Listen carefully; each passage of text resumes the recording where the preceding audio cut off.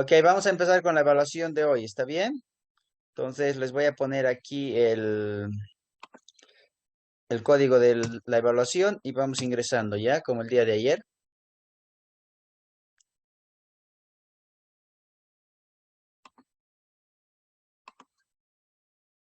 Vamos ingresando, a ver.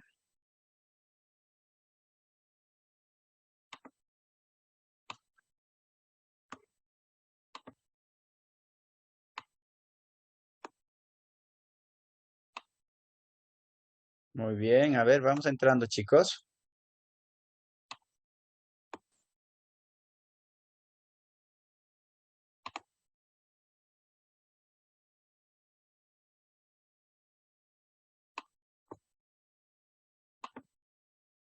Ya tengo a Katia, Jairo, falta Marisol, a ver.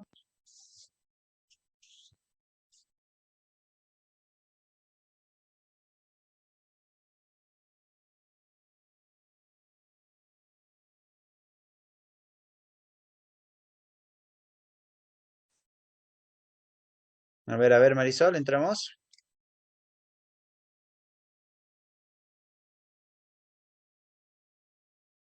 Muy bien, ahora sí vamos a empezar ya. Tenemos la evaluación de la conquista del Tahuantinsuyo, ¿ya? Ok, aquí su primera pregunta. Gestionó los fondos y licencias de la conquista del Tahuantinsuyo.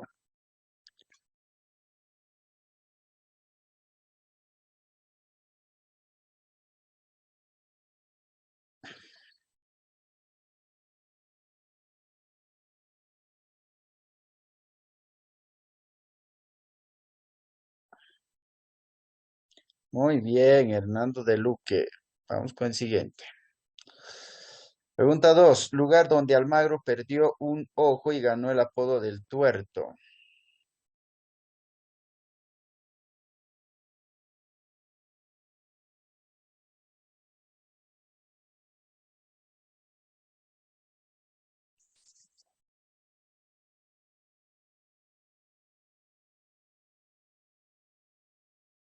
Eso, Puerto de las Piedras. Muy bien. Pregunta 3. Lugar desde donde Pizarro entró a la ciudad de Cajamarca.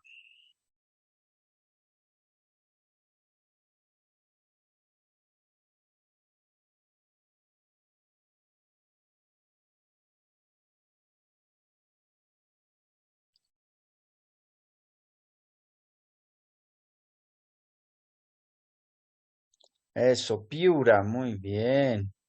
Vamos con la pregunta 4. Nombre del traductor que ayudó a Pizarro.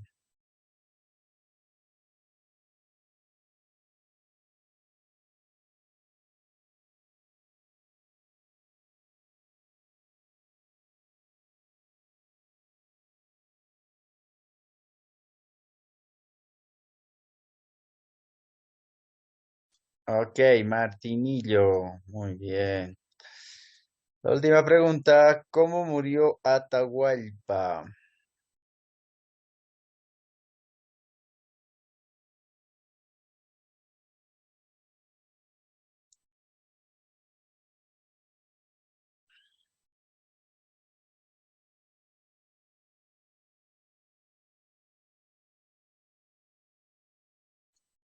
Hecho por el garrote. ¿Qué pasó? No se acordaron.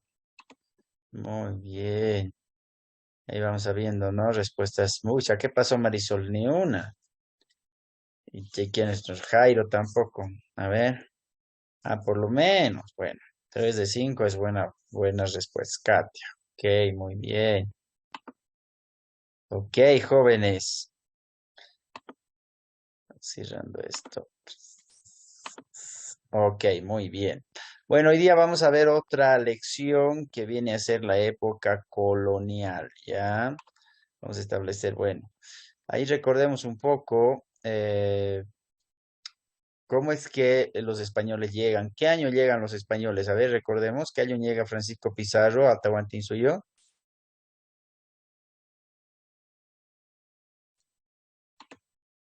¿Cómo es? A ver. En 1532. Muy bien, 1532 Francisco Pizarro llega al Tahuantinsuyo. y ahí conquista, ¿no? Lo que es el Perú, ¿verdad? El Perú va a conquistar, ya decían Virú, Virú, y conquista el Perú, ¿no? Entonces, ahora vamos a conocer este módulo, ¿ya?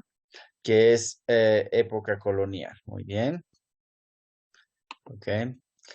Bueno, vamos a establecer, bueno, como dice su compañera, Francisco Pizarro llega en 1532 y establece un nuevo enfoque administrativo, ¿no? Bueno, el concepto de colonia, ¿no? Es el periodo en que los europeos se establecieron en América durante los siglos XVI, XVII, XVIII y parte del siglo XIX, ¿no? También una colonia es una extensión imperial, social, política, religioso y cultural que los españoles y portugueses establecieron en América. ¿Sí? Vamos a tener un ejemplo. Por ejemplo, en Chile comienza el desastre de Curalaba en el año 1598, donde se establece una frontera entre españoles y araucanos en el río Biobío y se prolonga hasta la independencia de este país, ¿no? Ahí es un ejemplo. Que en Bolivia también se dio este tipo de elementos en el año 1573. Bueno, vamos a ver cómo operaba la corona española con respecto a las colonias. En el año de 1524 teníamos al rey de España, que era Felipe II. Lo tenemos ahí en fotografía. Se consideraba que España tenía muchas colonias en América, pero era difícil de manejar dado problemas de distancia, porque estaban alejados unos de otros. Dado esta situación, el rey y sus consejeros decidieron establecer un sistema de gobierno local en las colonias americanas, utilizando como sede la región de México, o también conocido el Virreinato de la Nueva España. El propósito de ese sistema era obtener mejores dividendos de las colonias, o sea, mayor ganancia, y el gobierno local estableció una muy compleja burocracia gubernamental porque todo estaba en manos de los peninsulares. Algunas características de este periodo, vamos a tener que obviamente la sociedad colonial era una sociedad netamente estamental, va a decir por estratos, ¿ya? Según lo que era la raza y también la casta. Los pequeños grupos de españoles conformados por ellos mismos dieron descendencia en América y eso generó un crecimiento poblacional. Y vamos a tomar en cuenta dos tipos de descendencia de los peninsulares, que son los criollos y los mestizos. El comercio estaba dominado por España y a esto se le llamaba monopolio comercial porque todo se establecía desde España hacia América a través de un entorno primordial de darle mucho más valor a los productos pasando por la casa de contratación. Otra de los fuertes importantes en la época colonial va a ser la Iglesia Católica. Va a establecer principalmente esa presencia en todos los ámbitos, ya sea públicos o privados. Va a generar lo que viene a través de lo que son los diezmos, el tributo que van a pagar los españoles. La vida política era el reflejo de los intereses de la colonia y de quienes dominaban la estructura social en América. Vamos a tomar en cuenta nosotros, obviamente, en los estratos políticos a diferentes autoridades. Bueno, vayamos viendo las instituciones en América, en España, que eran dos, la Casa de Contratación y el Consejo de Indias. La Casa de Contratación, fundada en el año 1503, establece las siguientes atribuciones. Primero, el control de todo lo que era la parte comercial entre España y América. El registro de todas las personas que venían a América como una especie de lugar migratorio, evitando principalmente que no vinieran o que no fueran cristianos, o sea, los musulmanes, los budistas no podían pasar a la parte de América. El Tribunal de Comercio estaba encargado de aclarar todos los problemas de tipo económico y comercial que tuvieran relación con el continente americano. En el caso del Consejo de Indias, que fue creado en el año de 1598, después de la Casa de Contratación, se va a establecer las siguientes atribuciones administrativas. Primero va a tener un cuerpo consultivo, va a establecer las cuestiones relacionadas principalmente al nuevo continente. En las legislativas va a dictar leyes reales y cédulas destinadas a regir en las colonias. Y en las judiciales se va a encargar principalmente administrar un tribunal supremo a través de las famosas reales audiencias que se establecían posteriormente desde 1500 59, antes del Consejo de Indias de la creación, se establecía ya lo que eran las reales audiencias, ¿no? Y que trabajaba directo con la casa de contratación en un primer momento. En América vamos a tener los virreinatos a través del virrey, que era la máxima autoridad y tenía el mando civil y militar de todo. Tenemos las capitanías generales, que eran territorios no pacificados, territorios que todavía estaban siendo principalmente como que los indígenas no estaban siendo sometidos en estos territorios, entonces ahí estamos hablando de territorios no pacificados. Las gobernaciones, que eran gobiernos creados en territorios ya pacificados, que antes eran capitanías generales y luego se volvieron gobernaciones. Las reales audiencias, que estaba establecida por el Tribunal Supremo de Justicia y estaba formado por 4 magistrados y también tenían los oidores. Ya, y finalmente el Cabildo, que era la institución de gobierno local, que se encargaba de administrar la ciudad, de controlar el aseo de la ciudad y de fijar los precios de los productos en las ciudades, ¿no? Entonces vamos a establecer nosotros estas las instituciones en América. Recordamos, instituciones en España, Casa de Contratación y Consejo de Indias, ambas se encontraban en Sevilla. Instituciones en América, virreinatos, capitanías generales, gobernaciones, reales audiencias y cabildos. ¿Ya? A ver, vamos a ver qué tanto hemos captado. ¿Está bien? Volvemos a repetir. A ver. Las instituciones en América van a ser sí, en América son virreinatos, capitanías generales, gobernaciones, reales audiencias y cabildo. Y en España, Casa de Contratación y Consejo de Indias. Muy bien. Ok. A ver, Jairo, ¿cuáles son las instituciones que estaban en España?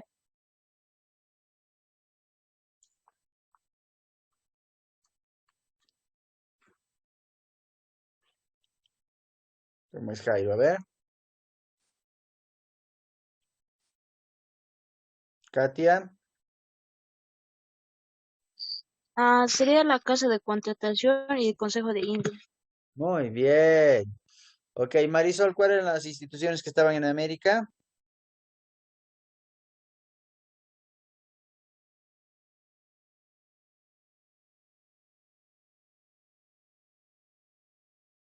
Ya pues chicos, colaboren. Virreinatos, capitanías generales. Ay, Después, virreinatos, capitales generales, gobernaciones. A ver. Ok. Real Audiencia, Cabildo. Eso, la Real Audiencia y el Cabildo. Muy bien. Ahí vamos a tener nosotros esas instituciones. ¿Está bien? Ok, continuemos entonces. A ver. Ya. Bueno, vamos a ver nosotros las autoridades en la época colonial y obviamente tenemos la autoridad mayor que es el rey. Después del rey tenemos a los virreyes. De los virreyes al capitán general o también al gobernador. Del gobernador teníamos la siguiente que era el oidor o magistrado y finalmente el corregidor. Bueno, el rey obviamente gobernaba desde España y estaba a cargo de la Casa de Contratación y el Consejo de Indias. El virrey se encontraba en América y teníamos 2 virreyes en el siglo XVI y 4 virreyes en el siglo XVII. Sí, XVII. ¿Ya? El virrey era de origen noble, era netamente criollo, era netamente peninsular, ejercía las funciones de patronato real. El capitán general o gobernador dirigía las provincias. El oidor o magistrado era nombrado por el rey, estaba a cargo de la Real Audiencia, era la contraparte del gobernador y también la contraparte del virrey, porque el oidor le informaba todo directamente al rey. Asesoraba al virrey como consultor sobre materias de gobierno. Y finalmente teníamos al corregidor, quien era la autoridad en los cabildos, ¿ya? Y era el funcionario que representaba principalmente como el eje fundamental de las ciudades, ¿no? ¿Ya? Entonces, de ese sentido, vamos a nosotros a establecer esta secuencia. Muy bien. Entonces tenemos rey, virrey, capital general o gobernador, oidor o magistrado y corregidor. Muy bien. Ok, Jairo, ¿estás ahí?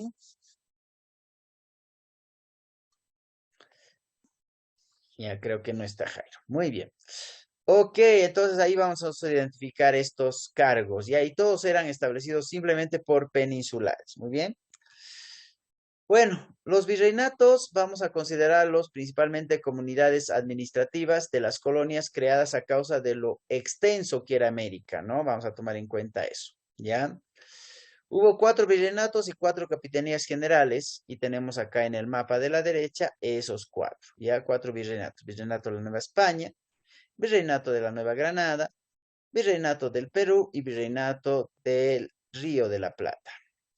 Y teníamos capitanías generales, como en este caso la Capitanía General de Guatemala, Capitanía General de Cuba, Capitanía General de Venezuela, teníamos también la Capitanía General de Chile, ¿ya? 4, ¿está bien? Y los virreinatos estaban divididos en audiencias, ¿no? Que estaban involucradas dentro de ese proceso. Cuando nosotros vemos el mapa, todo que esto es amarillo, rojo y todo este sector fue de los españoles. Esta parte ya fue de los ingleses, franceses, sí, italianos, ya quienes colonizaron esta parte del territorio, los españoles solo esto, y claro, obviamente este punto naranja, los portugueses. Bueno, tenemos el Virreinato de la Nueva España, fundado en el año 1535, con capital en México, cuya jurisdicción va a tener todo el territorio de la actual América Central y del Norte, ¿sí? Que tenemos acá, todo lo que es rojo, ¿ya? Esto es el Virreinato de la Nueva España en 1535, ¿está bien? Luego tenemos el Virreinato del Perú, ¿ya? Que va a ser en 1543 con capital en Lima, la capital era Lima del Virreinato del Perú, y su extensión por toda Sudamérica, excepto Venezuela, que se encontraba acá, y Panamá, ¿ya? Panamá y Venezuela no pertenecía al Virreinato del Perú. Luego, en el año 1717, vamos a tener el Virreinato de la Nueva Granada. Esta va a estar formada fundamentalmente por lo que es la parte de Panamá, Colombia, Ecuador y Venezuela, con su capital en Santa Fe, ¿ya? En Bogotá, con medida para fortalecer la defensa del Caribe. Entonces acá, después esto obviamente se va a llamar la Gran Colombia, ¿no? Cuando ya veamos la época de Simón Bolívar. Pero esto va a ser ya el siglo XVIII, ¿ya? Los anteriores van a ser del siglo XVI y este va a ser del siglo XVIII. Y nos vamos al siglo XVIII también con el Virreinato del Río de la Plata, el último virreinato creado, cuya capital va a ser Buenos Aires. Esto se encuentra en Argentina y ahí vamos a tener ahí Argentina, Bolivia, parte de Brasil, no, porque no todo Brasil, porque el sur del Brasil, que correspondía casi chocando al departamento que actualmente es Tarija, ya, parte de Chile, Paraguay, parte de Perú y Uruguay. Eso es lo que vemos con rojo acá en los virreinatos. Recordando estos virreinatos, recordemos el primero. Año de la creación del Virreinato de la Nueva España, 1535. Capital de este virreinato, México. ¿Ok? Entonces ahí vamos a ir nosotros identificando eso. ¿Está bien? Año del Virreinato del Perú, 1542. Con su capital en Lima. ¿Ya? ¿Ok? 1542 con su capital en Lima. Año del Virreinato de la Nueva Granada, 1717, ¿ya? Va a formar principalmente lo que es Panamá, Colombia, Ecuador y Venezuela. Vamos a tomar en cuenta la capital que es Santa Fe en Bogotá, en Colombia, ¿ya? Aquí nosotros vemos, está bien, ¿no? Y finalmente el Virreinato del Río de la Plata en el año de 1776, cuya capital va a ser Buenos Aires, ¿no? Y ahí a la cual nosotros vamos a pertenecer, ¿ya? Entonces, ¿qué pasó, no? Cuando nosotros tomamos en cuenta un principio, se consideraba a todo lo que era el continente americano como solamente 2 virreinatos, el Virreinato de la Nueva España y el Virreinato del Perú o también de la Nueva Castilla, como ellos pusieron en un primer momento, ¿ya? Después ya con los Borbones van a ver la creación de 2 otros virreinatos para una mejor administración del territorio Y estamos con el Virreinato de la Nueva Granada y el Virreinato del Río de la Plata, ¿ya? Ahí vamos a ver nosotros estos, ¿ok? Muy bien. Recordemos los años, eso es importante, ¿ya? La Nueva España 1535, el Perú 1542, el Virreinato de la Nueva Granada 1717 y finalmente el Virreinato del Río de la Plata 1776. ¿Ok? Ahí vamos a ir recordando, ¿está bien? Ok, a ver, Katia, Virreinato de la Nueva España. Año.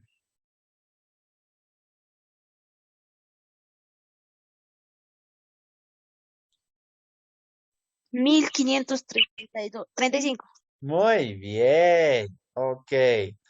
A ver, Marisol, Virreinato del Perú.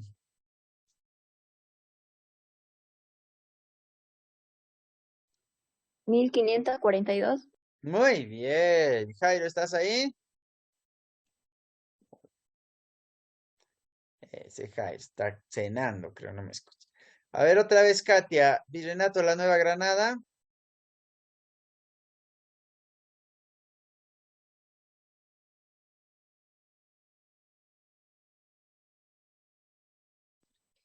Así nos acordamos, ¿ya? 17. ¿Qué año sería, Katia?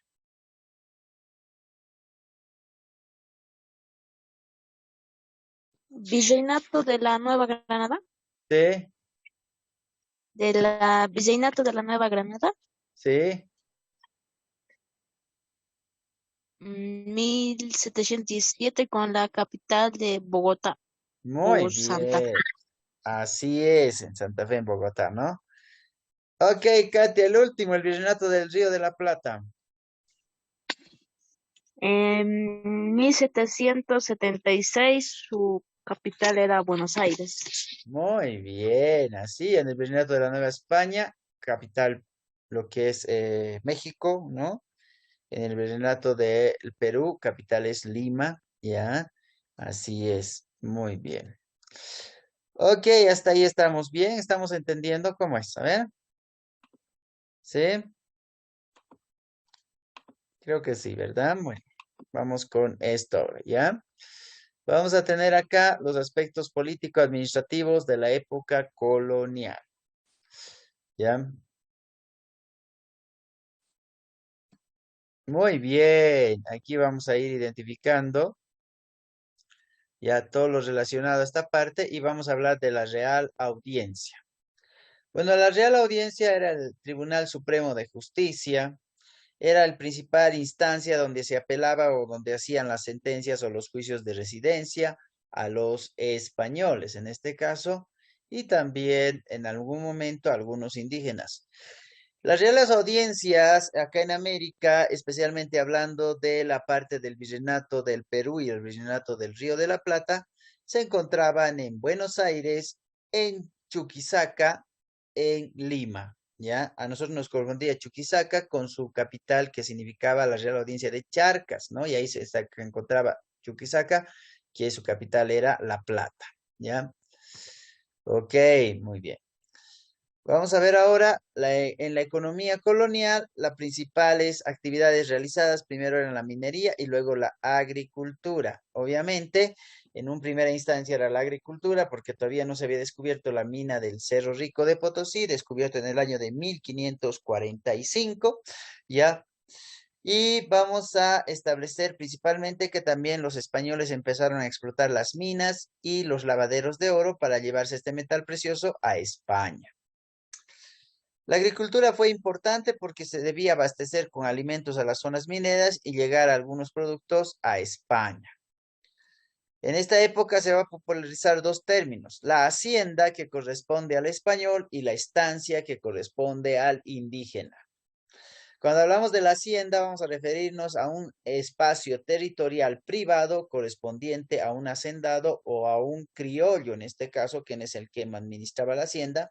Y cuando hablamos de la estancia, hablamos de un territorio urbano correspondiente a parcelas que cosechaban alimentos para principalmente vendernos en los tambos en las ciudades.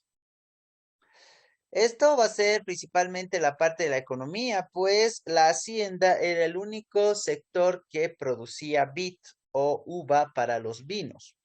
La estancia estaba prohibido de hacer ese tipo de producción porque era prioridad o era atribución solamente de las haciendas.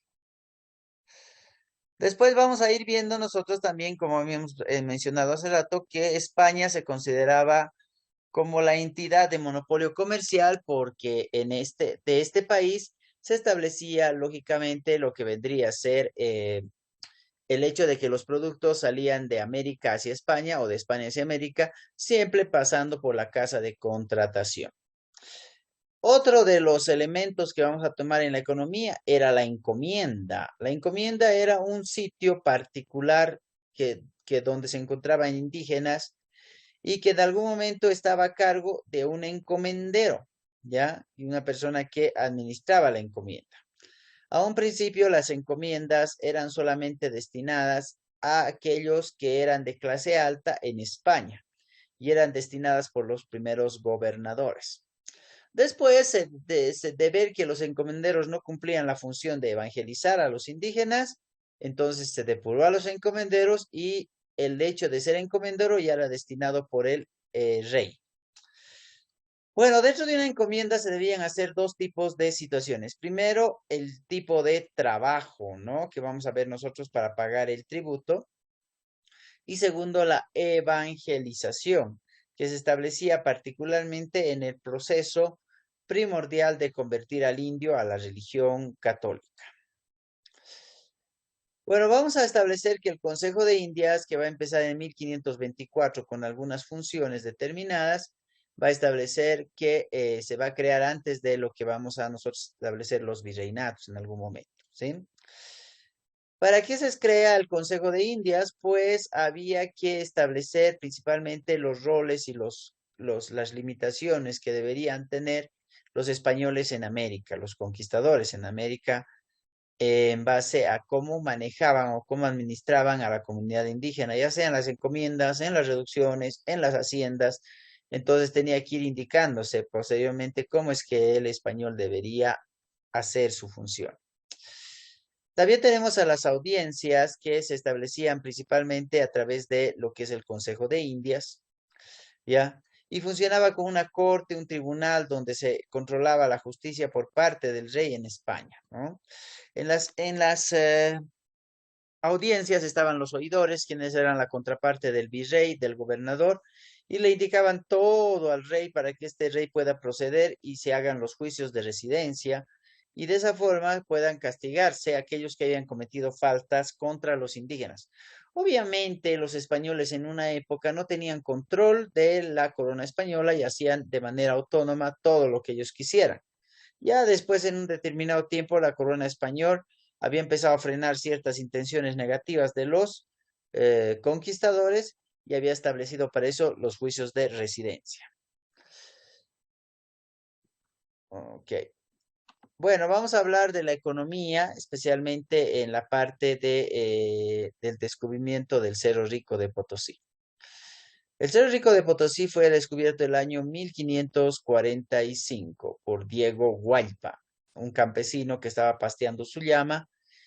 Supuestamente la teoría dice que como era de noche estaba oscuro y le buscaba la llama, había encendido una fogata y claro, en uno de los elementos había visto un chorro como de agua, pero en este caso pálido, color plateado, y le había ido de indicar a su terrateniente lo que había visto. Bueno, el terrateniente al ver que esto se trataba de plata, ahí es donde había descubierto el famoso Cerro Rico de Potosí, Orcojahuira, ¿ya? Entonces, había mucho oro y plata en Centroamérica y en Sudamérica también. A los españoles solo les interesaba hacerse ricos y eso saben muy bien desde la época de Francisco Pizarro. Bueno, en Cuba y en otros lugares del Caribe ganaron dinero por el azúcar, café, tabaco que se cultivaba allí, ¿sí? No tanto por los metales preciosos que eso teníamos en la ciudad de Potosí. Bueno, vamos a ver el sistema de encomiendas y hablamos acerca de los encomenderos. ¿Ok? Muy bien. Vamos a indicar que Bueno, el sistema de encomiendas habíamos establecido nosotros que fueron terrenos privados que se les dio principalmente a los peninsulares y en un primer momento destinados solamente a estos por los gobernadores.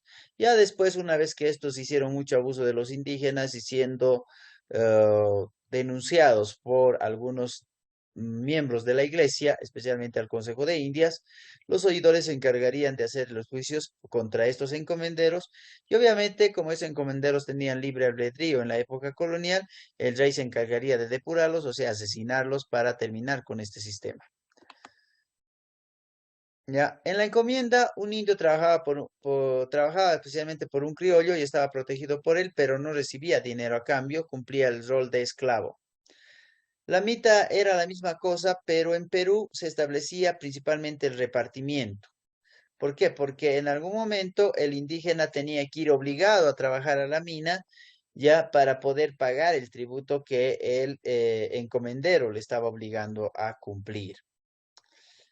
Otra de las situaciones que vemos en la época colonial va a ser referido a las castas. Había un sistema regido principalmente por una estratificación social, de acuerdo al color de la piel. ¿Ya? La corona española impuso este sistema en sus colonias americanas. Vamos a establecer que cuando hablamos de raza, hablamos de pureza de sangre y cuando hablamos de casta, hablamos de la combinación de razas. ¿Ya? En todo caso, cuando hablamos de una pureza de sangre, hablamos de aquellos que no tenían un vínculo con otro tipo de raza, como en el caso de los españoles o peninsulares, los criollos, los indígenas y los negros. ¿Ya? Vamos a establecer nosotros cuando hablamos de una raza, hablamos de una unificación de una misma especie, como en este caso mestizo y mestiza es igual a mestizo, nada más, ¿sí? Entonces, ¿cómo estaba conformado esta sociedad colonial? Vamos a establecer nosotros primordialmente que la colonia se conformó sobre la base de la interacción entre el mundo indígena y el mundo español. Muy bien. Ok, a ver, Jairo, ¿estás ahí? Ok. Bueno, Katia, una lectura, ¿ya? Esta partecita.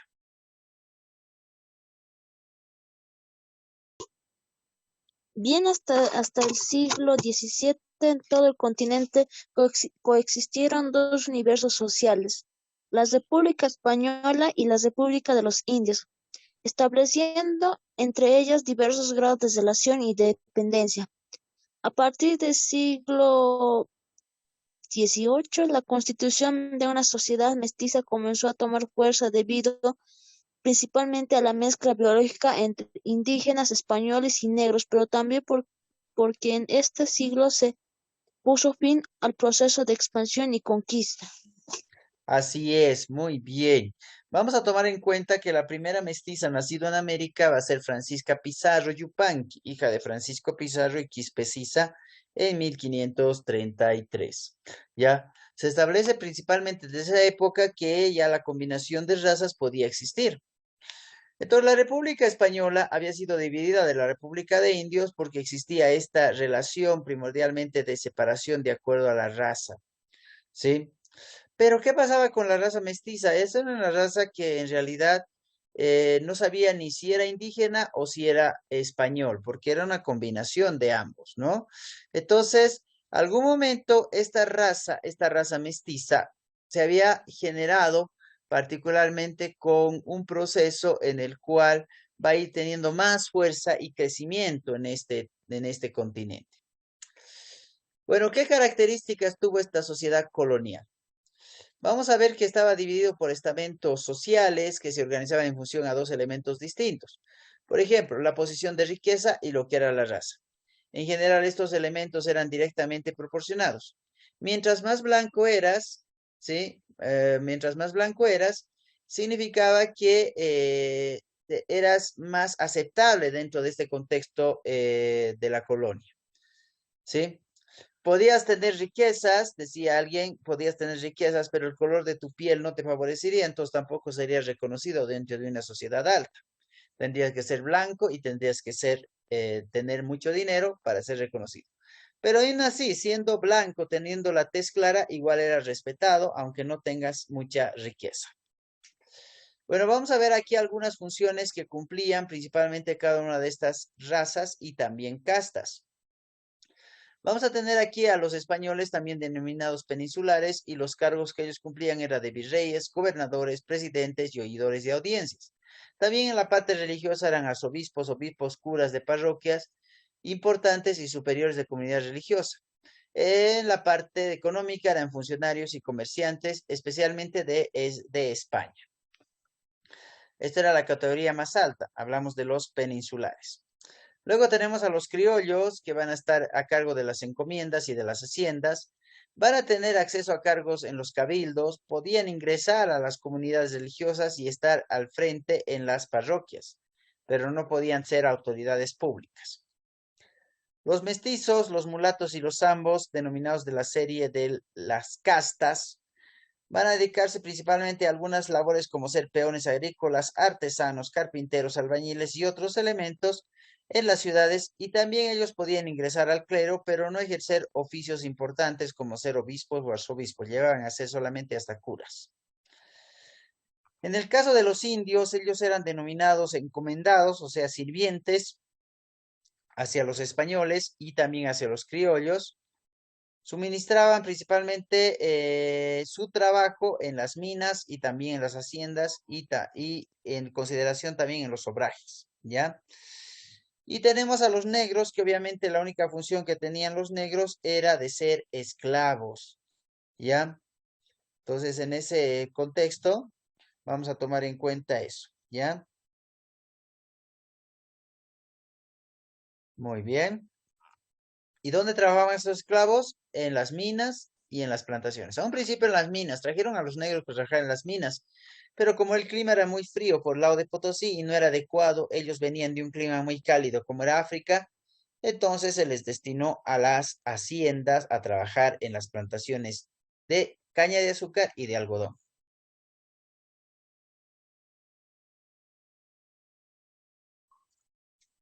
¿Qué características tuvo esta sociedad colonial? Los españoles o peninsulares, también denominados vascos, castellanos o gallegos, tenían una importancia política donde tenían los cargos administrativos más importantes de esa época. Sus funciones eran principalmente ser abogados, médicos, altos oficiales del ejército, sacerdotes, terratenientes, virreyes y demás. Fueron un grupo minoritario porque la mayoría eran ya sea mestizos o también criollos. Los criollos tenían cargos medios y menores, adquirían conciencia de clase y se transformaban en el futuro en un grupo de presión. Posiblemente, gracias a los criollos se llevaron a cabo las sublevaciones. En sus funciones o profesiones o oficios, bueno, en algunos criollos eran abogados, eran médicos, eran oficiales de ejército, eran sacerdotes también, al igual que los peninsulares, pero la situación es que no cumplían cargos altos públicos. Ellos fueron aumentando en número porque muchos criollos, o sea, muchos hijos de españoles nacieron en América. Después tenemos a los mestizos, ellos no tenían ninguna importancia política. Los mestizos cumplían la función primordial de ser inquilinos, pequeños comerciantes, capataces, artesanos, labradores de las tierras, picadores de las piedras en las minas, por eso llamamos de los pirquineros, y también estaban considerados como peones. Pero claro, estos mestizos eran asalariados, se les pagaba un determinado salario, ¿ya? Finalmente, la presencia de los mestizos empezó a crecer rápidamente porque obviamente los españoles empezaron a tener relaciones con indígenas, ¿no? Con mujeres, y claro, y en algún momento empezaron a expandirse. En el caso de los indígenas, ellos no tenían ninguna importancia política, eran labradores, también eran inquilinos porque pagaban alquiler en los campamentos mineros, trabajaban como servicio doméstico en las grandes casas. Pocos poseían el título de Yanacona que empezaban a trabajar en las haciendas y también algunos servían dentro de las encomiendas. Algunas enfermedades como la viruela, la varicela y la gripe hicieron que esta población vaya descendiendo porque muchos empezaron a fallecer ya que eran enfermedades que no conocían los indígenas. Además, el trabajo era obligatorio de 18 a 55 años, trabajar en la mina o en los obrajes a nivel de explotación, porque no les pagaban mucho y trabajaban mucho tiempo, ¿ya? y por esa misma razón fueron reduciendo su población. En el caso de los negros no tenía ninguna importancia, los negros cumplían la función de servicio doméstico, ¿ya? Y también en algún momento aquellos que eran negros mucho más fuertes, resaltaban dentro del contexto, hacían de capataces en las haciendas. Bueno, la población negra no era muy alta, había una escasa presencia. Esto explicaba normalmente por qué las actividades, las actividades económicas no requerían gran cantidad de gente, de población, y es por esa misma razón que no se necesitaban muchos negros para trabajar en estas haciendas. ¿Ya? Vamos a ver cómo era la vida cotidiana en las ciudades y en las comunidades. En las ciudades se concentraban en grandes ciudades, en el caso de algunas, por ejemplo, Santiago, Concepción y Serena. Vamos a tener algunos ejemplos ahí. Se reunían en las llamadas tertulias, donde habían algunas como veladas de poesía que leían los poetas de esa época, ¿sí? Para las mujeres, especialmente para que se distraigan. En el caso de los pueblos, ahí se hacían fiestas denominadas chinganas, ¿no? Ahí vemos que los indígenas, los de indígenas y algunos mestizos también se tenían su forma de diversión, especialmente en las comunidades, en las ciudades de los indígenas. Bueno, vamos a establecer nosotros que ha habido algunas formas de trabajo en la época colonial y tenemos la mita colonial y los obrajes. En la mita colonial vamos a ver que entraban a trabajar en la mina todos los varones de 18 a 55 años. Ellos era su obligación trabajar porque era parte primordial del manejo de cada una de las formas de economía y una de ellas era la minería. Y en el caso de los obrajes eran trabajos que se realizaban en talleres textiles, ya utilizando principalmente el algodón como base fundamental de producción, ya. Entonces vamos a tomar en cuenta que no solamente se hacía textiles, sino también se hacía la parte agraria en los obrajes que tenían, lógicamente, sus parcelas. Las reducciones ya habían establecido como el control de poblaciones para disponer de la mano de obra de los indígenas de manera permanente en la construcción de caminos, construcción de casas, construcción primordialmente de eso, ¿no? Los servían como albañiles, también como mitayos.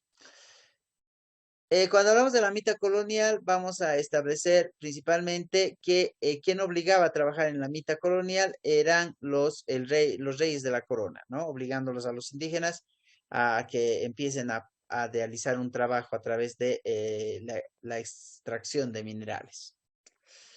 Después vamos a ver qué cambios hubo en la sociedad andina. En el Tahuantinsuyo, el Estado redistribuye los recursos obtenidos por el trabajo de la población según las necesidades de esta población. En el caso que en la colonia la población indígena está obligada a trabajar y para beneficio exclusivo de la corona y al pago de impuestos. O sea que en la época de la colonia no se le pagaba al indígena ningún tipo de salario ni se le consideraba. Entonces era explotación total todo el tiempo. Bueno, vamos a ir ya viendo la última parte que es la evangelización en la época colonial. ¿Ya?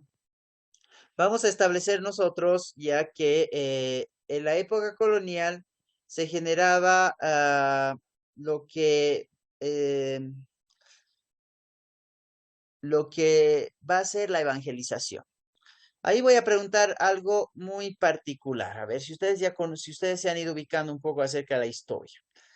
¿Cómo se sabe que una persona está siendo evangelizada? A ver, ¿cómo se sabe que una persona está siendo evangelizada? ¿Qué me dice? Cuando lo mojan con agua bendita. ¿Y eso qué se llama, Jair? Bautizo. El bautizo, muy bien. ¿A vos te han bautizado, Jairo, cuando eras chiquito? Sí. Ok, entonces significa que cuando uno es pequeño obviamente no decide si esa religión es factible o no, ¿verdad? Pero entonces, en cuyo caso vamos a tomar en cuenta esto ya como un proceso de evangelización. Muy bien.